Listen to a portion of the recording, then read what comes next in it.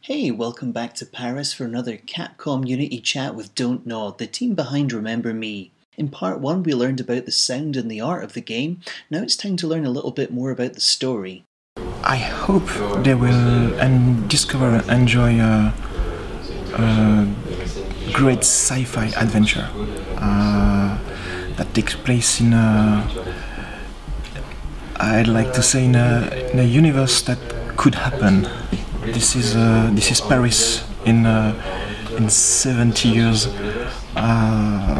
after some major disasters, of course, because there is always disasters in science fiction, and a city who is trying to rebuild itself, and people who are struggling with ugly experiences from the past, and suddenly there is this new technology called the Sensen technology, who gives them the opportunity to forget what hurts too much.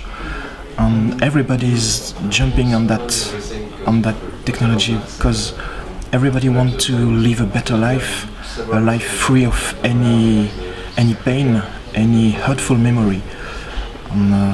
And Nilin herself, since she has lost all her memory, she's suffering from that. She tries to get her memory back, to know who she was. At the same time, since she's a terrorist, underground agent, she's supposed to deal and manipulate other human memory and emotion. She's going to discover that perhaps that's not that cool. Perhaps there are ethical issues, and perhaps you are not supposed to erase what you don't like in your past. Perhaps to be a full grown-up human being, you're supposed to remember everything you did. And then the clouds broke, and bathed in way too much sunlight, we got to talk to head honcho J-Max. That's a good question. Thanks for asking it, Neil, and thanks for asking it on Twitter, people. It's hard for me to look back and tell you why we chose female protagonists. I guess it just made sense to us with the story and the themes that we were gonna explore. Some cyberpunk games are much more about physical augmentation, and those are themes that are well known in cyberpunk, and which I like very much personally. But we wanted to do something different, a world where technology was the core of something that was more gonna have to do with how you relate to your intimacy and your identity. What if your memories could be digitized, and what if they could be traded, sold, and controlled? And to explore those themes of intimacy and identity, a female lead just sounded like it was the way to go.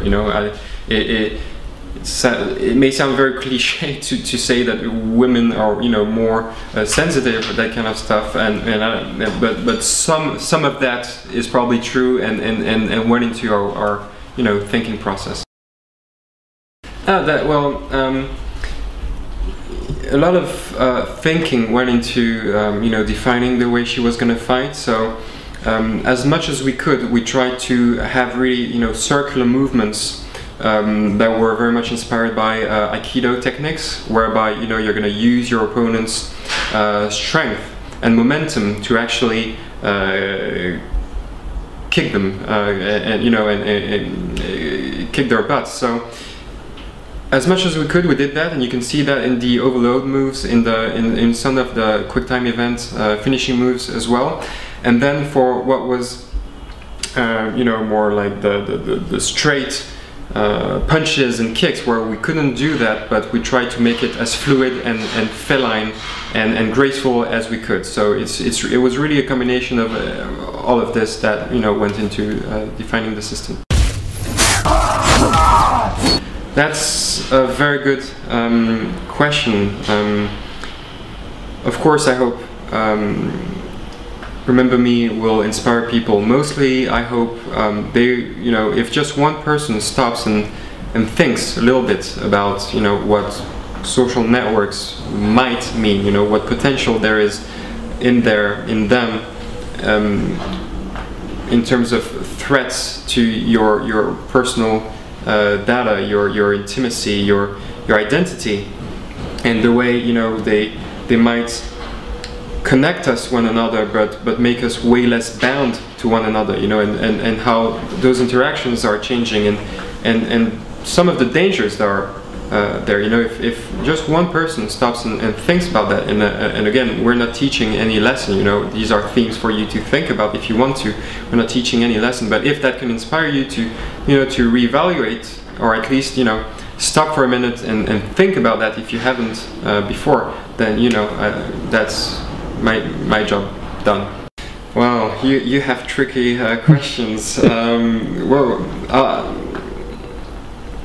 I'll be proudest of just having made it. It's an extremely competitive landscape, making video games, and we set out to produce a AAA game, and that was really a gamble for many people involved in the adventure in the beginning, and now it's paying off, and to fulfill those people's expectations, and to know that we made it is probably the best thing I'll remember from this project. Big thanks to JMax and the Don't Nod team. Remember to keep on Capcom Unity for all the Remember Me news.